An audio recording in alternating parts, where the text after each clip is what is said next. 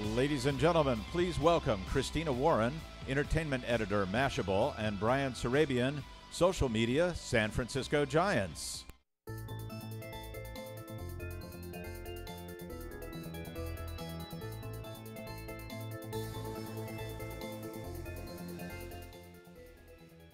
how are you? I'm doing great. Can they hear us? Yeah, can they hear us? All right, fantastic.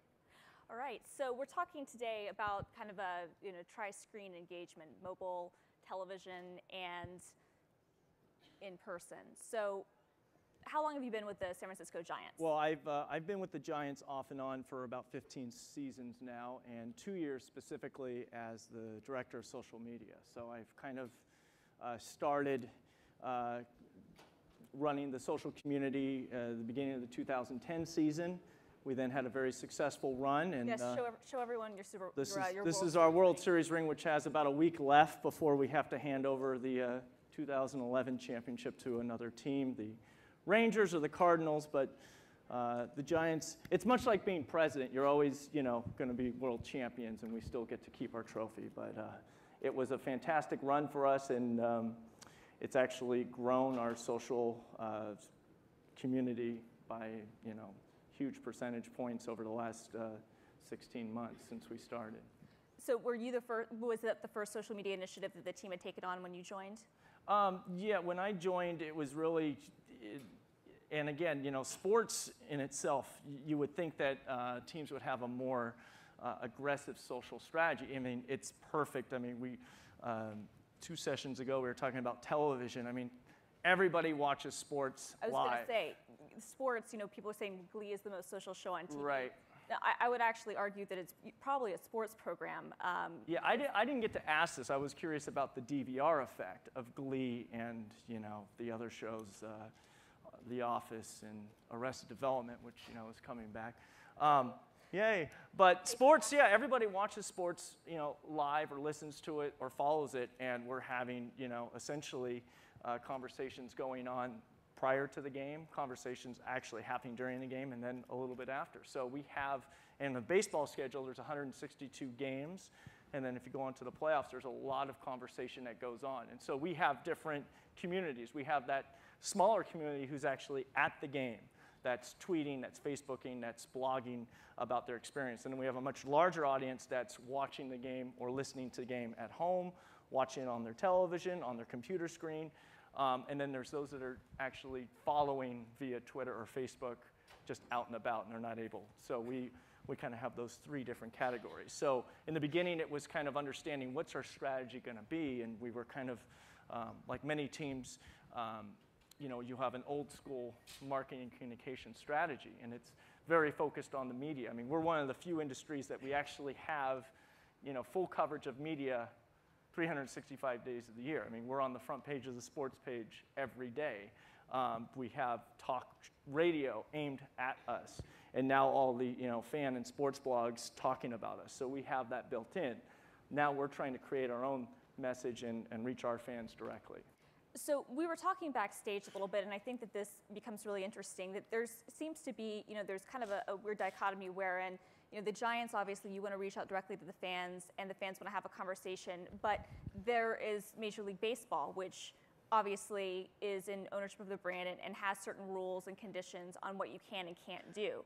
So how do you reconcile that between wanting to be engaging and wanting to reach people on these different channels while also still having to deal with the realities that an organization like MLB has, as much as they've kind of moved forward in some ways, they're still a more old school state organization who very much wants control over their brand identity?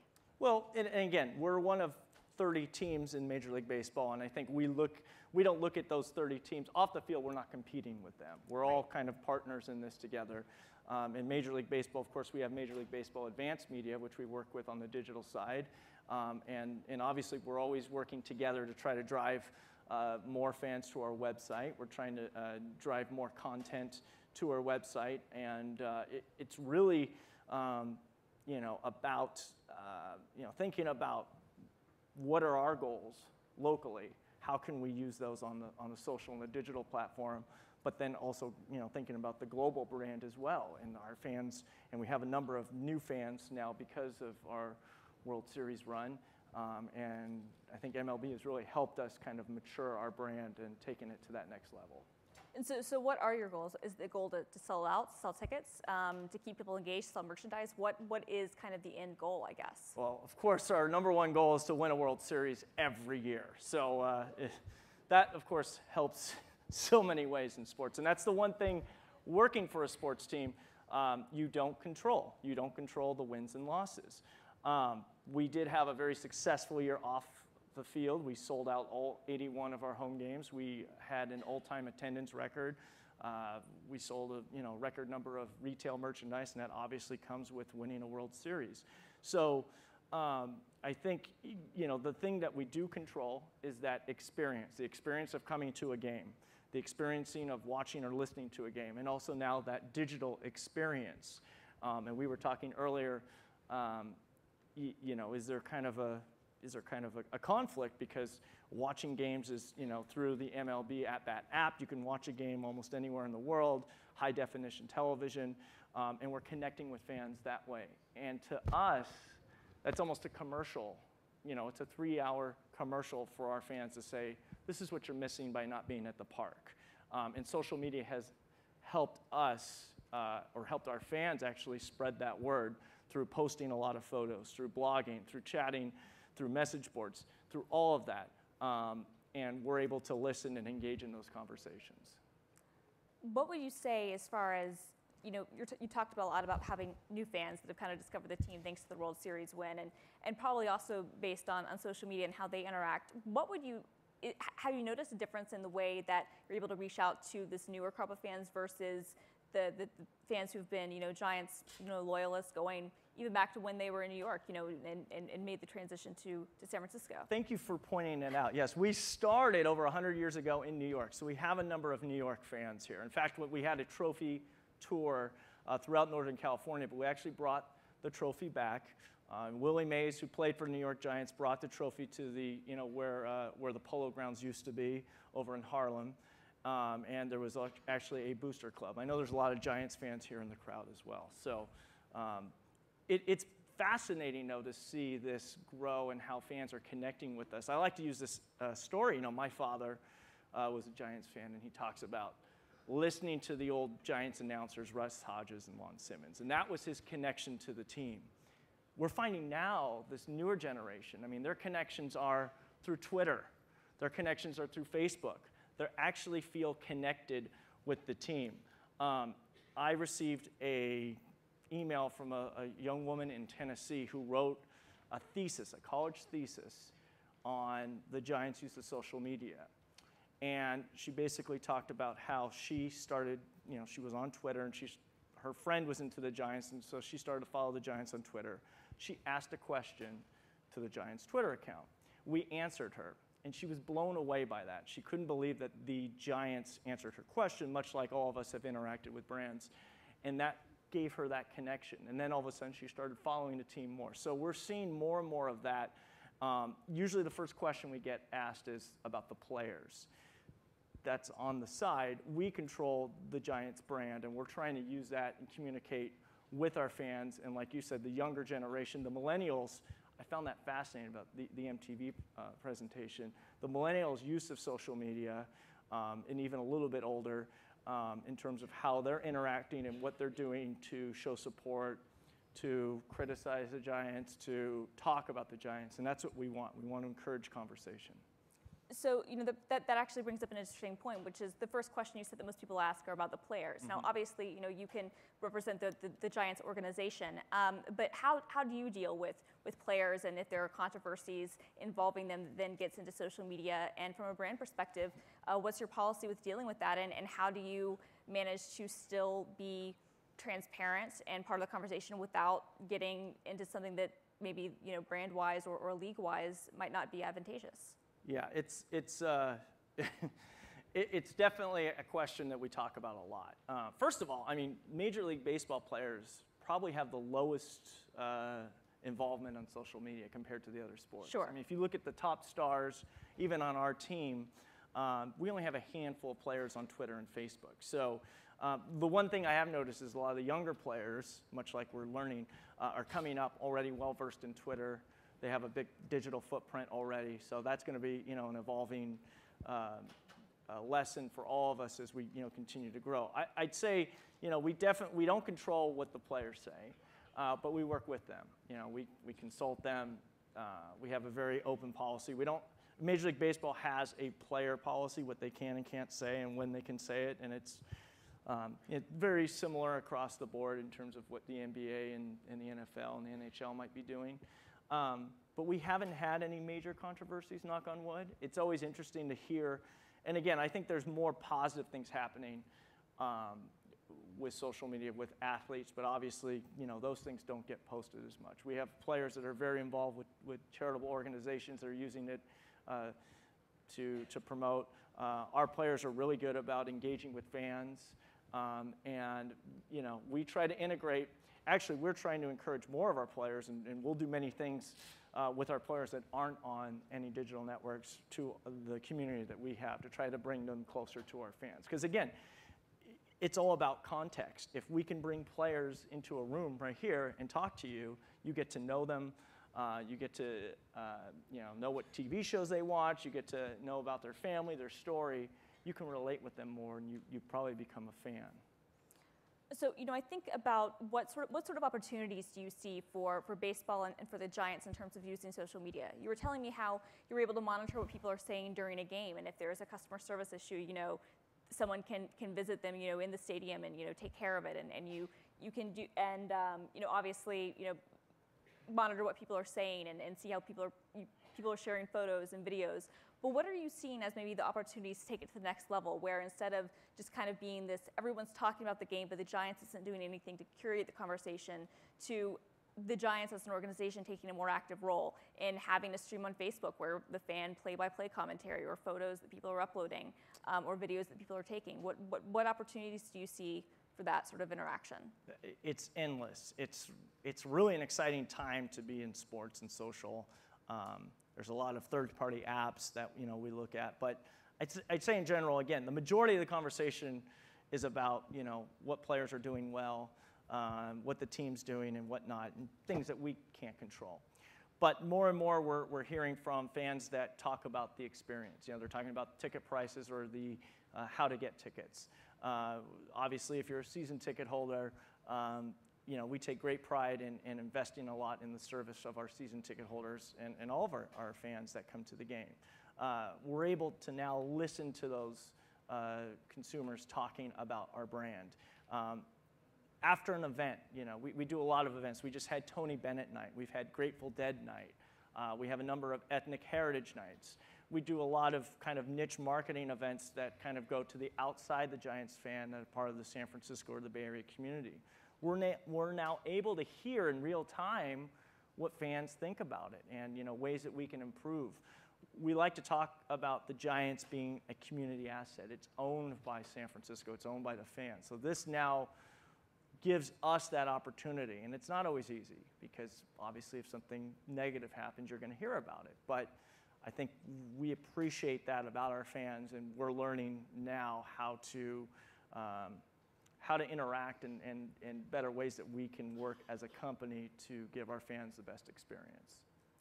So how do you go as an organization and as being part of baseball? You're talking about how your dad listened to baseball on the radio, your grandfather listened to baseball on the radio and heard the play-by-play that way. And obviously a lot of the commentary has moved away from simply being kind of the play-by-play and the commentary on ESPN to blogs and to Twitter and whatnot. So as an organization, what can you do to highlight those sorts of voices and bring those things maybe to greater prominence, or take advantage of the conversations that are taking place on other arenas that aren't just the official Facebook page or the official Twitter account? That's a great question, and I think that's something that we are now. It used to be, I say the first 2 seasons, it was really me, coming up with social strategies and how can we, bring some of these things in. Now, what we're seeing is the entire organization now looking at ways that they can highlight social as part of their regular strategy. If it's the communications department,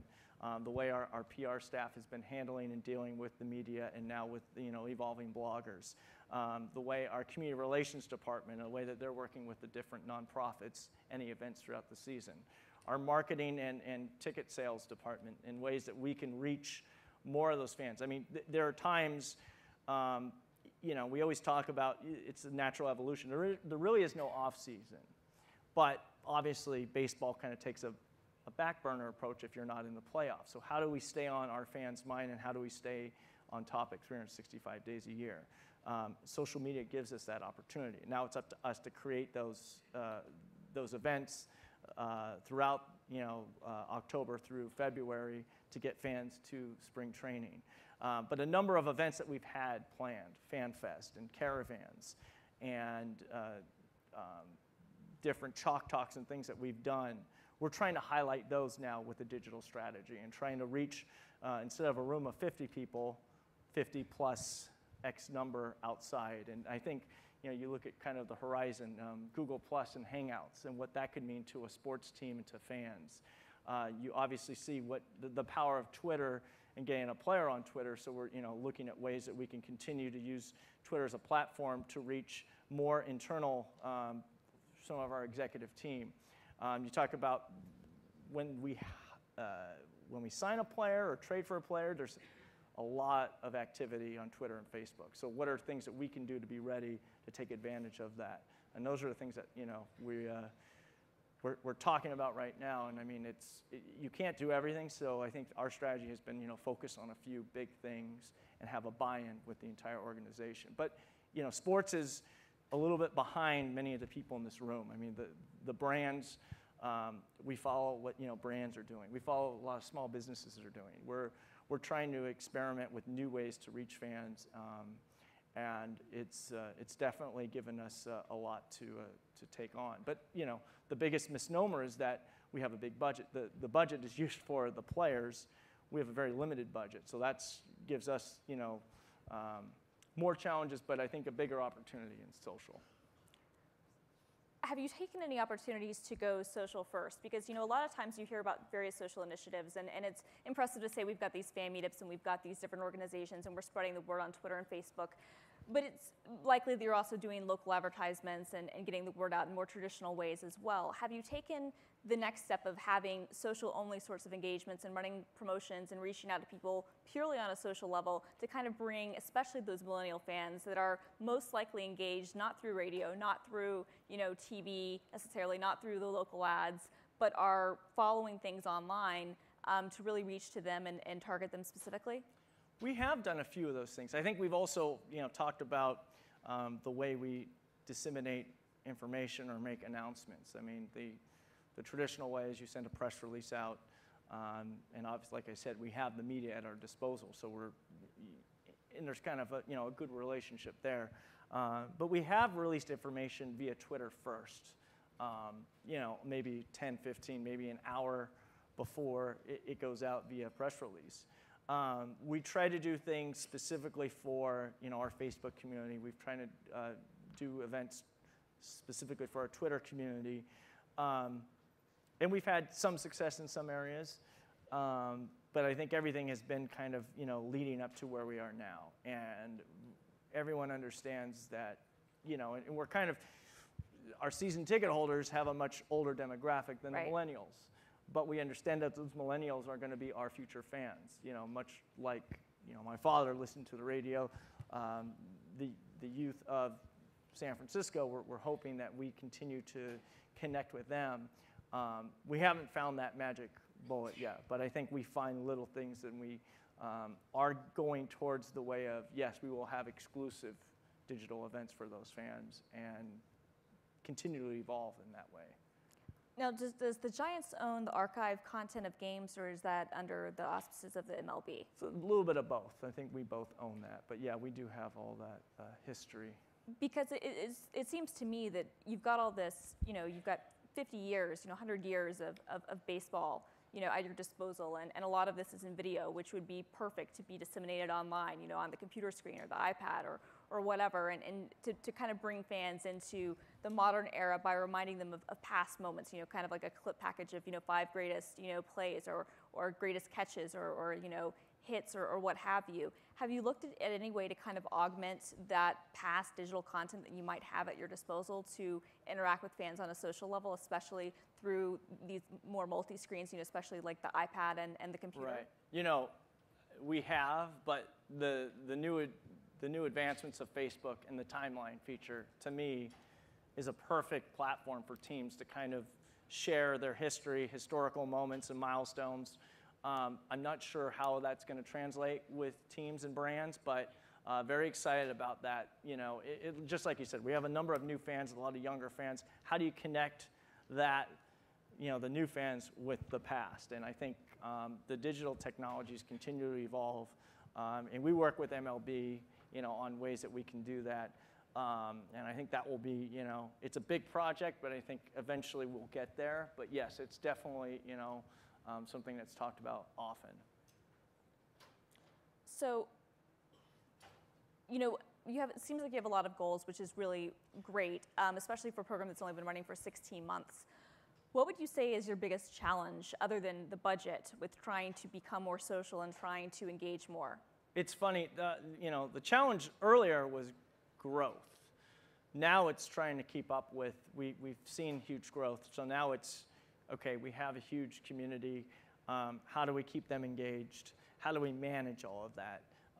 It's a good problem to have, but it's definitely, we've seen the numbers just swell because of our success, because of more engagement. And I think the demands have been a lot stronger for fans. They want more. We've provided them with good content, with good value, but it continues to grow, and we continue to challenge ourselves. So I think that will be our challenge moving forward to 2012, is how do you, fans continue to want more across the board. They want more access. They want it quicker. They want to get those cameras behind the scenes into the dugouts. They want more players on Twitter. They want more players on Facebook, and they want it all now. And you have to pick and choose what you can do. But I think the opportunities are there for us to really bring this closer to our fans than we ever have before. So it's a good problem to have. And you mentioned backstage, you sold out the 2011 season. We did. We hit a franchise record. We sold out all 81 games, and obviously that has a lot to do with winning the World Series the year before, which drove our season tickets up. There are a number of games though that we actually use social media as a channel to drive tickets. We were one of the few teams that didn't use Groupon or Living Social or any of the group buying. We decided to create our own channel via Twitter and Facebook to kind of target seats at a good discount price, or not even discount price, we call it a dynamic deal. And we were really successful this year with doing that. And I think that goes to the credit that we're not using our channel as strictly as a retail outlet. We're not always selling. We treat that, we treat our fans the same way that a lot of, that we have before. But different than email, we're trying right now at least to protect that. So when we do send them a deal, it's a very special deal, and hopefully we see more traction with that. And as far as, are you looking at using social media, especially Twitter and Facebook, to sell tickets in the future? Because it seems to me like it's the perfect opportunity, especially if okay, we've got X number of seats that are unsold for this game. How can we get fans noticed, let them know, hey, you can come to the game tonight? Yeah, absolutely. I think, and talking about friend sourcing, if your friends are going to a game, if they can help spread a special deal, those are the types of things that we're looking at. The technology's there, specifically through Facebook. The technology's obviously there through Twitter, and things can spread quickly. We've had some success with it. We hope to continue to grow that, so it'll be fun. Is this where the models come out? Do we get models too? Or I don't know. We should, though. We should have models. Ideally in baseball uniforms. Yeah. See, that would be really good. Yeah, right. Really cute. Well, no, but you could make that really custom fitted, and that could be really cute. I like that. Uniform. I like the way you think. Yes. So I guess just as we kind of wrap things up, we talked about this a little bit backstage, and I understand that this is kind of a difficult thing to discuss, but I think it's interesting. You're saying that you want to use things like Instagram, you want to use tools like Foursquare, but you're not allowed to because you have to follow Major League Baseball's rules. So, but that presents a really interesting, I think, kind of paradigm in that you are responsible for the Giants, and the Giants as a brand wants to engage with fans, but there's still this other layer involved that kind of can prevent you from getting there. So how do you deal with that, and what is it going to take for the MLB to understand, hey, no, actually using Instagram to share photos from the game and let fans tag photos and create these collections could be a really great way to engage and promote the team as well as Major League Baseball? The Giants are at a huge advantage when it comes to social being in San Francisco, because we have all these fantastic companies and startups right around us. Many of them are our fans. We also have the advantage that the majority of our fans have iPhones, smartphones, iPads. They're bringing them to the game. And we have a Wi-Fi capable ballpark. So all that being said, it gives us this huge advantage. But like I said, our fans want more and are doing more. And that's very different than many different markets around the country in terms of Major League Baseball's landscape. So yeah, I mean, of course, being in this space, you want to try everything and you want to figure out what are new ways you can connect with your fans. And I think Major League Baseball has done a very good job of working with us in terms of trying to integrate things into an ecosystem that we have established. One great example is, we wanted to live stream chats with players and interviews and do that on another platform like a Ustream or a Justin TV. Major League Baseball said, well, we can stream that through our website or your website. So, we tried this a few times, and we streamed directly to sfgiants.com. Eventually it evolved, and after I saw the Obama town hall, I saw how, oh, look at this, the Twitter box right next to it. So we added that element to it. So we, once a homestand, we'd have players or coaches on, ask them questions. I had my iPad right here, and fans were tweeting in questions live for about 20 to 30 minutes. This is a way that we can bring our fans a little bit closer. Driving traffic to our website and using Facebook and Twitter as a way to draw those fans in. So, sometimes it's the technology and those apps that, get your curiosity, and other times, you then try to adapt within what you do. And I also believe, there's so many things out there, you can't over-dilute your brand. So, you try to focus and be really good at the things you can do and where your fans are, but also be cognizant of where the trends are going, where your fans are going. So in some ways, yeah, I'd love to be on more platforms, but in others, it kind of almost slows you down, and you take that focus on, okay, well, how can we improve what we're doing on Twitter? How can we improve what we're doing on Facebook? How can we use photo sharing as a way with Instagram, but without officially being on it, and integrating that into what we're doing now. And to be honest, some things are good to have your fans take and own. And I think that's what we kind of monitor and watch. And photo sharing is huge in sports and live events. So it's talking about the event, it's sharing their experiences. And again, we hope that, we want to encourage that as much as possible. And we can still use Instagram filtered pictures on our platforms, and I think people that know that will identify with that. So we still get that kind of cool factor. Cool. So I guess my final question is, you've been at this for 16 months. If you could look forward in an ideal world where everything fell into place, where would you like to be in another 16 months? Would we be talking about live play-by-plays on Facebook, or Twitter, or how would you like to see social media evolve in terms of the Giants as a brand and in terms of how fans are communicating? That's a great question. One I'll probably have to go back and think about. But I mean, again, I think it's watching a game at home and being connected, that second screen which we talked about, but maybe it's more. Maybe there's a live stream within the dugout. Maybe there's interviews happening on Twitter or Facebook or another platform in between the game. Google Hangouts provides all kinds of exciting things for us to think about and plan for. But I think if you're a fan and you want to get closer to the game and you want to know, what's going on aside from, what our telecasts, and even getting our announcers, to integrate with fans and to know what they want to talk about. I think it's a very exciting time, but to think that forward, I mean, I'm thinking more about April 2012. I can only imagine what's going to happen. And, in the natural evolution for us is that, it's the NFL's turn right now. So we're watching what they're doing. We're watching how the NBA is navigating this, labor lockout. What are the new trends, and trying to think ahead right now. So the sky's the limit for us. Brian, thank you so much. Thank you. Appreciate it.